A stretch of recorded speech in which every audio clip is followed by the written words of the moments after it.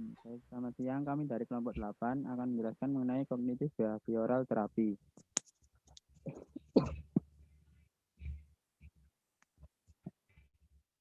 Kelompok kami sendiri terdiri dari Robi Putra Lesmana, Dian Putra Armadani, Pinkan Pinardi, dan Eginza Givari. Nah, untuk yang pertama yaitu mendefinisikan mengenai modifikasi kognitif perilaku. Prosedur modifikasi kognitif perilaku atau kognitif behavior digunakan untuk mengubah perilaku seseorang yang mendapat label kognitif. Definisi prosedur kognitif behavior sendiri adalah proses modifikasi di mana digunakan untuk mengubah perilaku suatu target atau klien dengan mengidentifikasi dan mendefinisikan perilaku target secara objektif, sehingga dapat direkam dan diukur secara objektif dan lebih spesifik. Baik itu perilaku yang terbuka, yang dapat diamati, maupun perilaku yang terselubung atau perilaku yang tidak dapat diamati secara langsung. Pada perilaku yang terbuka, dapat dilakukan pengamatan langsung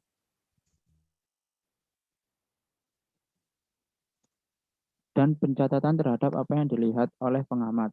Sedangkan pada perilaku terselubung, tidak dapat dilakukan pengamatan langsung secara independen, melainkan dapat dilakukan jika seseorang tersebut menyatakan pemikirannya sehingga diketahui perilaku terselubung tersebut.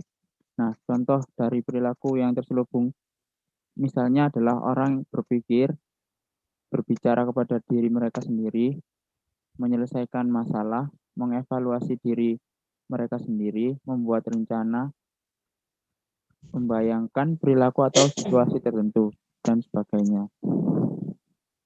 Nah, maka dari itu untuk mendefinisikan perilaku berdasarkan kognitif behavior, seseorang tersebut perlu menjelaskan secara rinci mengenai bagaimana pikiran, penilaian, dan gambaran diri mereka sendiri. Label untuk kognitif behavior sendiri bukanlah definisi perilaku. Misalnya, untuk mengatakan bahwa seseorang itu memiliki harga diri yang rendah, tidak bisa didefinisikan kognitif behavior. Hal tersebut hanyalah label untuk pernyataan diri yang negatif, seperti saya tidak bisa melakukan sesuatu dengan benar, atau saya gemuk dan jelek, dan tidak ada yang menyukai saya, atau saya tidak akan pernah berarti apapun di dalam hidup. Nah, dan berbagai pernyataan diri orang lain adalah dan berbagai pernyataan diri dan orang lain adalah kognitif behavior yang dilabeli sebagai harga diri rendah. Oleh karena itu, kita harus dapat mengidentifikasi perilaku yang spesifik untuk membantu mereka mengubah perilaku tersebut menggunakan prosedur modifikasi kognitif behavior.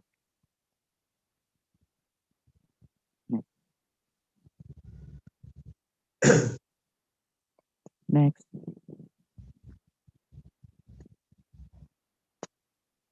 Nah, kognitif behavior sendiri membentuk perilaku target meliputi exit perilaku dan defisit perilaku. Yang dikatakan sebagai exit dan defisit itu adalah exit itu seperti contohnya pikiran untuk bunuh diri dan kepercayaan diri rendah. Dan sedangkan defisit itu apa yang diharapkan agar ditingkatkan oleh orang tersebut. Ciri-ciri kognitif behavior mempunyai kelebihan dengan adanya penghilangan perilaku yang tidak diinginkan. Kemudian dapat berfungsi sebagai operasi yang memotivasi dan juga dapat berfungsi sebagai penguat atau penghukum konsekuensi. Next. Kemudian akan dilanjutkan oleh teman saya. Baik, selanjutnya akan saya lanjutkan tentang definisi modifikasi kognitif perilaku. Modifikasi perilaku kognitif dapat dijadikan sebagai salah satu cara untuk dapat membantu seseorang mengubah perilaku yang muncul akibat dari kognitif mereka. Ketika modifikasi perilaku kognitif digunakan untuk merubah perilaku, diidentifikasi dan didefinisikan secara objektif sehingga kejadian dapat direkam. Hal ini berlaku pada perilaku yang tampak dan tidak tampak seperti yang ditunjukkan oleh perilaku kognitif. Seorang terapis tidak dapat mengubah perilaku saja kecuali terapis tersebut dapat mengetahui secara tepat dan teliti atas perilaku yang tampak dan kapan perilaku itu terjadi. Perilaku terbuka yang ditunjukkan oleh subjek dapat langsung diamati dan dilakukan pencatatan perilaku oleh pengamat yang mampu mengamati dan menunjukkan perilaku subjek dengan benar. Sedangkan perilaku kognitif merupakan perilaku yang tertutup. Seorang pengamat tidak dengan mudah mengamati dan mencatat perilaku secara langsung. Maka dari itu dalam pengamatan dan pencatatan perilaku tertutup teruskan oleh orang yang memiliki kemampuan untuk mengidentifikasi terjadinya pemikiran atau pernyataan-pernyataan yang lebih spesifik. Dapat diketahui bahwa ketika seorang berbicara pada diri mereka sendiri, menyelesaikan masalah, mengevaluasi diri mereka sendiri, membuat rencana, membayangkan perilaku atau situasi tertentu, dan lain sebagainya, dapat dikatakan sebagai perilaku kognitif, dikarenakan adanya tanggapan verbal atau imajinasi yang dibuat oleh subjek yang terselubung. Agar seorang pengamat atau terapis dapat bekerja secara efektif dalam mendefinisikan perilaku seseorang, maka diperlukan adanya pengamatan yang lebih teliti, karena seseorang tersebut bisa saja melaporkan pemikiran tertentu dan pada waktu tertentu. Selain itu, seseorang akan dengan mudah menggambarkan hal-hal yang mereka katakan pada diri mereka sendiri. Bahkan seorang tersebut akan memberitahu pengamat mengenai pernyataan evaluatif yang ia buat tentang dirinya sendiri. Selanjutnya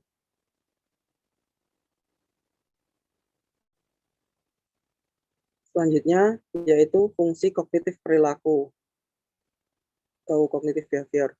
Dasar yang menjadi alasan dalam melaksanakan modifikasi perilaku yakni adanya perilaku kognitif yang mengakibatkan seseorang merasa tertekan. Kondisi tersebut dapat berfungsi sebagai stimulus terkondisi yang dapat dimunculkan respon terkondisi yang tidak menyenangkan.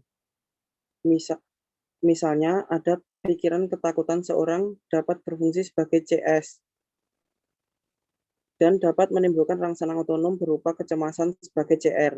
Perilaku yang menimbulkan CR yang tidak diinginkan dapat dikurangi dengan prosedur modifikasi perilaku kognitif.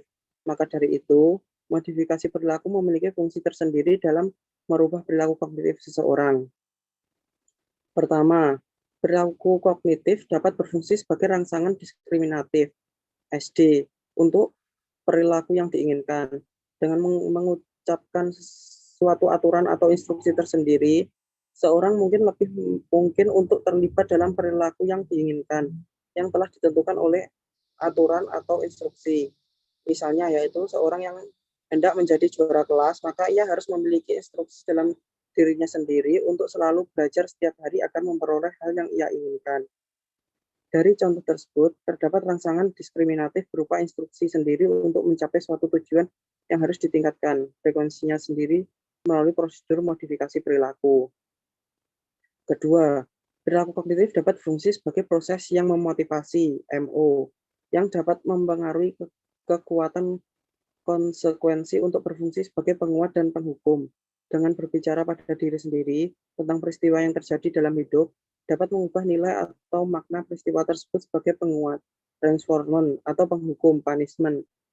Sebagai contoh misalnya, seseorang kakak memarahi adiknya lantaran adik tersebut melakukan kesalahan. Dengan perilaku kakak yang memarahi adik, membuat sang adik merasa sakit hati dan benci kepada kakaknya. Segala niat baiknya yang dilakukan kakaknya akan terlihat buruk di mata sang adik. Niatan baik sang kakak tidak menjadi penguat atau motivasi bagi sang adik untuk menerima atau merespon dengan baik. Sebaliknya, jika sang adik lebih berpikir positif terhadap tindakan kakak tersebut, maka kakak tersebut akan menjadi sebuah penguat bagi sang adik. Ketiga, yaitu perilaku kognitif juga dapat berfungsi untuk memperkuat atau menghukum konsekuensi ketika mereka mengikuti beberapa perilaku lain. Pernyataan pujian atau pernyataan kritis dari orang lain dapat berfungsi sebagai penguat atau penghukum. Demikian juga ketika adanya pernyataan pujian atau pernyataan kritis yang dibuat oleh seseorang dapat berfungsi sebagai penguat atau penghukum atas perilaku orang itu sendiri. Selanjutnya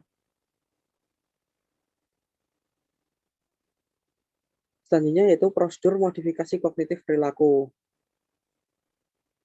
Menurut Mittenberg, terdapat beberapa prosedur untuk melakukan modifikasi perilaku. Di antaranya yaitu restrukturisasi kognitif dan pelatihan keterampilan coping kognitif. Restrukturisasi kognitif bertujuan untuk menggantikan perilaku kognitif yang maladaptif dengan perilaku yang lebih adaptif. Prosedur ini dapat digunakan ketika perilaku kognitif yaitu maladaptif tersebut telah menimbulkan masalah. Sedangkan cognitive coping skill training adalah mengajarkan perilaku kognitif baru yang kemudian digunakan untuk memunculkan perilaku yang diinginkan lainnya. Selanjutnya, restrukturisasi kognitif atau cognitive restructuring. Menurut Nurmalasari, restrukturisasi kognitif adalah salah satu teknik modifikasi yang lebih fokus pada aspek kognitif individu. Teknik restrukturisasi kognitif baik diterapkan pada klien yang mengalami distorsi kognitif, distress, dan klien yang menunjukkan resistensi pada metode modifikasi perilaku. Prosedur restrukturisasi ini dimulai dengan terapis membantu klien untuk mengidentifikasi perilaku kognitif yang bermasalah. Selanjutnya, terapis membantu klien membuang atau mengganti pikiran yang bermasalah tersebut dengan pikiran yang lebih positif dan lebih diinginkan. Pikiran-pikiran bermasalah atau menyusahkan tersebut dapat memunculkan respon emosional berupa suasana hati yang buruk, ketakutan, kecemasan, kemarahan, perilaku bermasalah, atau kinerja yang buruk. Misalnya ketika kita berpikir, saya sangat tidak suka dengan pelajaran bahasa Inggris karena gurunya killer, pikiran tersebut akan mengakibatkan munculnya respon ketakutan dan kita akan cenderung memunculkan perilaku menghindar dari pelajaran tersebut. Berikut adalah 3 langkah dasar yang dapat digunakan dalam melakukan rekonstruksi kognitif. Yang pertama yaitu mengidentifikasi pikiran-pikiran negatif. 2. Mengidentifikasi respon emosional suasana hati atau pikiran yang bermasalah. Yang ketiga yaitu membantu klien memikirkan pikiran-pikiran yang lebih positif. Selanjutnya.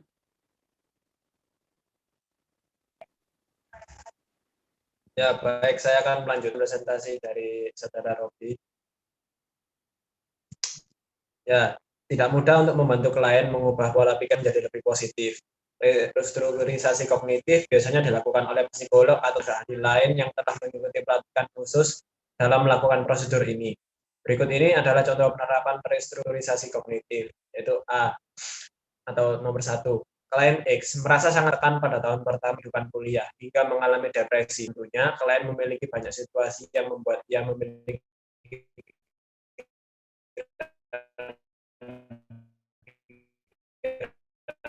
negatif. Lalu yang kedua, mengajak semua anggota kos untuk melakukan rapat dan evaluasi. Karena X adalah anak baru, ia menjadi memikirkan berbagai kemungkinan dan pikiran negatif. Setelah itu, ia memutuskan untuk tidak mengikuti tersebut dan pulang ke kampung halamannya. Nah, untuk membantu X menghentikan pikiran negatif tersebut, terapis akan mengajukan pertanyaan padanya seperti contohnya, yaitu pertanyaan yang pertama, bagaimana Anda tahu kalau senior tersebut tidak menyukai Anda? Lalu yang B, apa buktinya? Lalu yang poin C, bagaimana Anda tahu senior tersebut mengadakan rapat hanya untuk menjatuhkan Anda? Nah, ketika terapis mengajukan pertanyaan-pertanyaan tersebut, si X akan menyadari bahwa tidak ada bukti yang mendukung pendapatnya dan akhirnya menjadi jelas bahwa berpikir dengan cara yang menyimpang. Jadi, restrukturisasi kognitif terjadi jika seseorang dapat mengganti pikiran-pikiran negatif atau menyimpang dari pikiran-pikiran yang lebih rasional dan tidak mengarah pada perasaan tertekan atau perilaku menyimpang.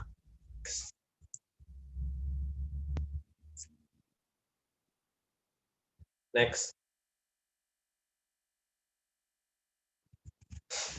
Lalu selanjutnya adalah pelatihan keterampilan kognitif atau cognitive coping skill training.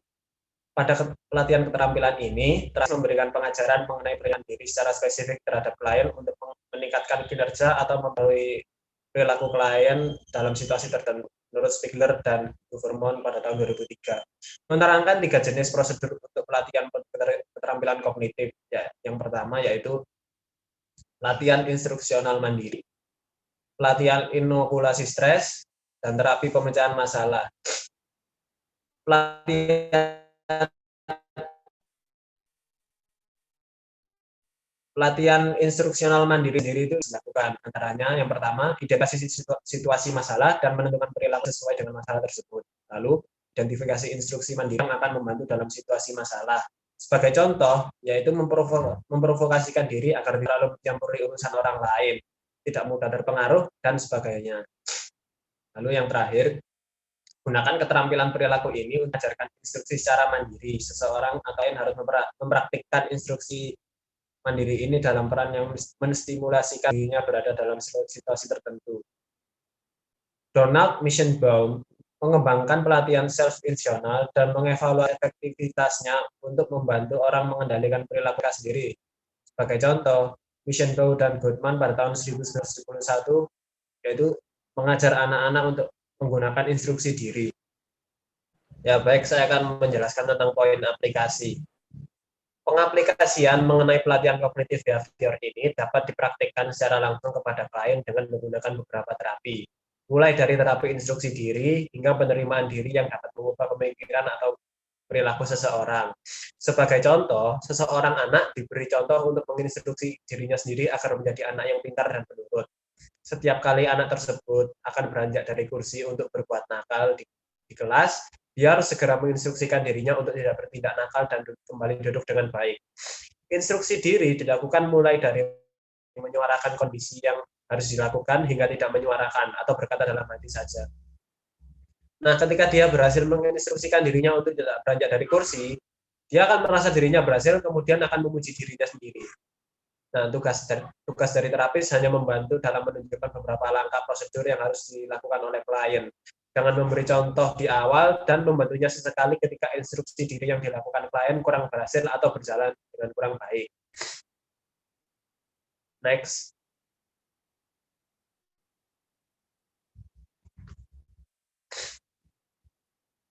Ya baik, lalu saya akan menjelaskan tentang poin masalah klinis.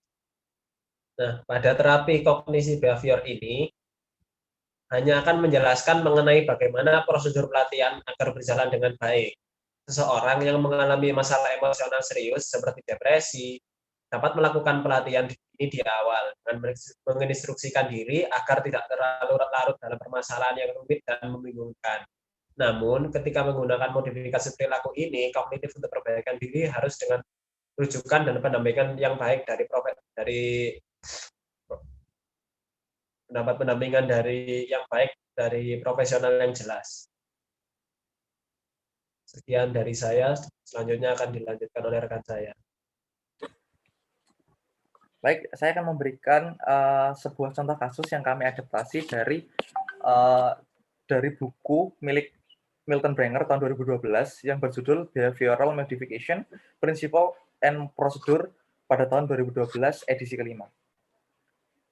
Nah, di sini pada awal bab pembahasan tentang CBT ada sebuah kasus yang menunjukkan seorang siswa SMP bernama Dion. Dion ini adalah seorang imigran yang sejak 4 bulan kebelakangan pindah ke Amerika Serikat. Dia telah berada di sekolah menengah pertamanya sejak tahun kedua. Kadang-kadang siswa lain memanggil nama Dion atau berkomentar rasis kepadanya. Dion seringkali bereaksi terhadap panggilan atau nama ataupun komentar tersebut sampai terlibat perkelahian. Dia menjawab siswa lain, dan jika siswa lain ini tidak berhenti berkomentar rasis ataupun pergi darinya, Dion akan memulai melemparkan pukulan ataupun bergulat dengannya. Perkelahian ini biasanya dilakukan oleh guru atau siswa lain, sehingga Dion sering sekali diskors pada beberapa kesempatan karena berkelahi.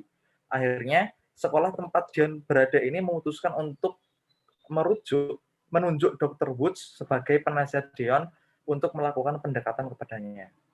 Di sini, Dr. Woods melakukan wawancara dengan Dion dan mengidentifikasi sejumlah anteseden yang muncul ketika perkelahian Dion ini. Anteseden yang pertama, anteseden utama pada perkelahian ini adalah di mana siswa lain memanggilnya nama atau komentar rasis.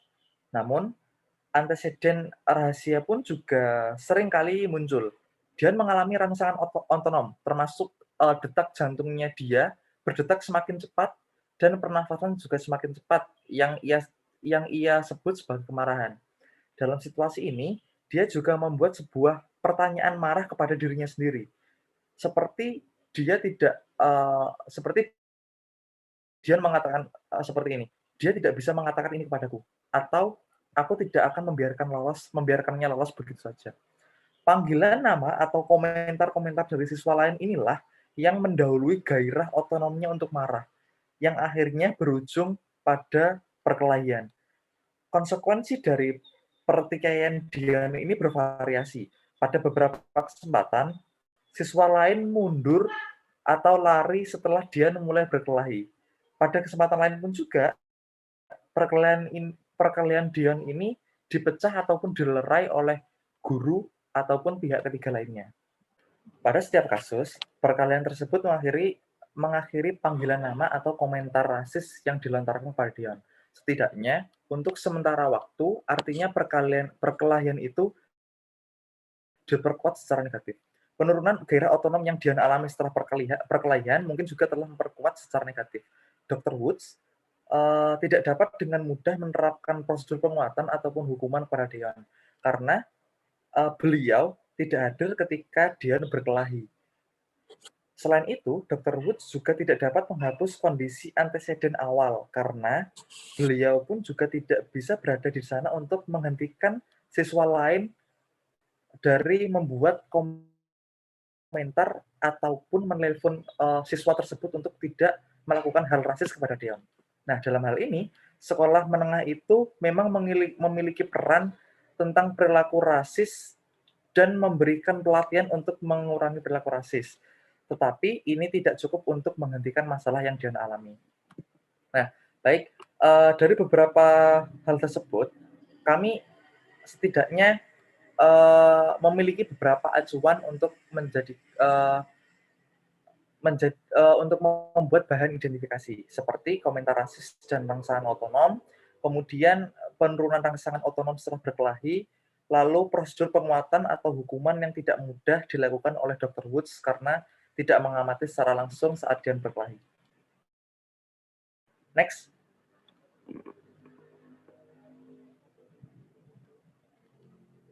Next.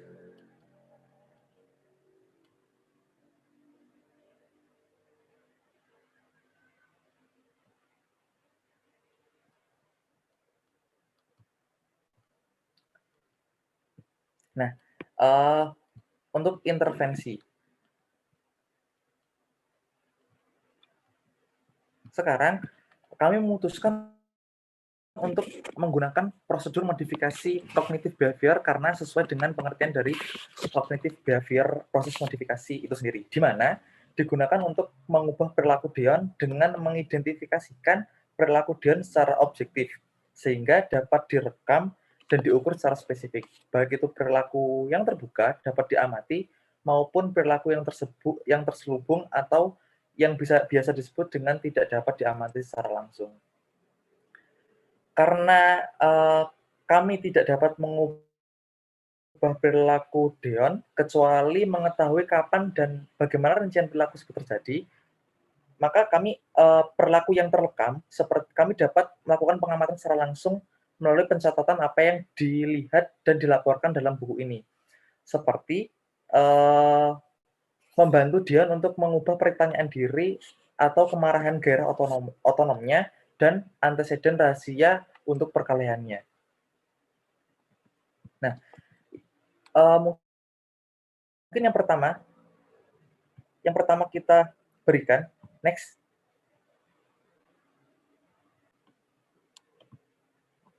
Baik, selanjutnya untuk tahapan-tahapan rencana prosedur yang akan kami lakukan. Pertama, kami perlu melakukan identifikasi semua tahapan marah yang Dian lakukan dalam situasi perkelahian. Dian belajar bahwa pernyataan marahnya sebagai tanggapan terhadap komentar rasis menimbulkan lebih banyak rangsangan otonom yang membuat perkelahian lebih mungkin terjadi. Begitu Dian menyadari pikiran marahnya dan memahami peran yang ia mainkan, dia setuju untuk mengubah pikirannya sebagai salah satu untuk mengurangi pertengkarannya. Dian ini harus diajari untuk mengganti pikiran marahnya dengan mengatasi pernyataan dalam dirinya sendiri. Dia harus banyak belajar untuk merubah pernyataan-pernyataan dirinya, seperti jangan bertarung atau pergi, dia rasis itu tidak layak, ataupun jangan turunkan dirimu ke levelnya, karena sifat rasis itu adalah dianggap sangat rendahan. Menggunakan role play seperti itu akan menstimulasikan situasi perkelahian. Dia harus diajak belajar untuk melafalkan pernyataan-pernyataan ini dengan keras dan kemudian berjalan pergi setiap kali orang memanggilnya nama atau membuat komentar rasis kepadanya. Dia harus berlatih dalam permainan peran menstimulasikan komentar rasis dan panggilan nama yang ia dengar selama di sekolah. Dia harus diberikan instruksi dan permodelan untuk setiap pernyataan coping yang sesuai dengan memberikan pujian serta umpan balik untuk kinerja Dion dalam permainan peran tersebut. Setelah Dion berhasil melafalkan berbagai pernyataan coping dengan lantang selama permainan peran, ia kemudian harus belajar melafalkan pertanyaan copingnya secara diam-diam, alih-alih mengatakannya dengan keras. Dengan melakukan ini, karena tidak pantas untuk melafalkan pernyataan coping dengan keras dalam situasi konflik nyata, Dion harus belajar untuk mengatasi pernyataan diri untuk mengganti pikirannya yang marah, kemudian belajar merealisasikan dan merelaksasikan dirinya dan menenangkan dirinya sendiri ketika sedang dalam kondisi marah. Prosedur pelatihan keterampilan ini mengajari Dion berlatih ketegasan yang sesuai keterampilan, yaitu dengan cara yang lebih baik berinteraksi dengan siswa lain untuk mengurangi kemungkinan komentar-komentar yang baru. Dion harus mengembangkan kontrak perilaku yang menentukan konsekuensi penguatan bagi Dion setiap kali ia pergi seminggu tanpa berkelahi. Dion harus belajar mengendalikan perilakuannya dengan keharusan baginya untuk mundur perkelahian karena pernyataan pujian yang ia buat ini agar tetap berjalan dengan baik terapi-terapi yang dia lakukan sebelumnya. Nah, dapat disimpulkan di sini bahwa melakukan penilaian fungsional dengan mengidentifikasi perilaku Dion mengenai anteseden dan konsekuensi perkelahian, kita ataupun kami, khususnya dari kelompok 8, menggunakan prosedur pelatihan keterampilan perilaku, meliputi instruksi, permodelan, melatih, pujian, dan umpan baik untuk mengajarkan pernyataan dan mengatasi ataupun keterampilan asertifnya. Dion pun juga harus belajar keterampilan relaksasi untuk mengurangi gairah otonomnya sendiri dalam situasi perkelahian. Dion dapat menggunakan kontrak perilaku untuk memotivasi dirinya untuk agar tidak berkelahi. Dalam hal lain, seperti dalam banyak hal lainnya, prosedur modifikasi yang kami gunakan adalah perilaku ganda yang digunakan untuk mengatasi masalah tersebut. Jadi bisa disimpulkan bahwa perilaku Dion ini sudah muncul sejak 4 bulan yang lalu, dan kami mengidentifikasi perilaku Dion ini sebagai perilaku yang kita sebut sebagai perkelahian, dan masalah-masalah yang muncul antara lain bisa terjadi karena orang lain melemparkan pukulan ataupun melemparkan komentar-komentar rasis kepada Dion. Kemudian Dion akan melontarkan pukulan dan bergulat dengan orang-orang yang melontarkan komentar-komentar rasis itu kepada Dion. Nah, di sini itulah beberapa rencana permodelan, rencana terapi yang kami gunakan menggunakan kognitif behavioral terapi atas perilaku masalah Dion. Sekian presentasi dari kelompok 9 tentang kognitif behavioral terapi serta rencana modifikasi perilaku yang kami adaptasi dari kasus Dion yang bersumber dari buku Milton Branger tahun 2012. Ada kurang dan lebihnya kami mohon maaf. Terima kasih. Wassalamualaikum warahmatullahi wabarakatuh.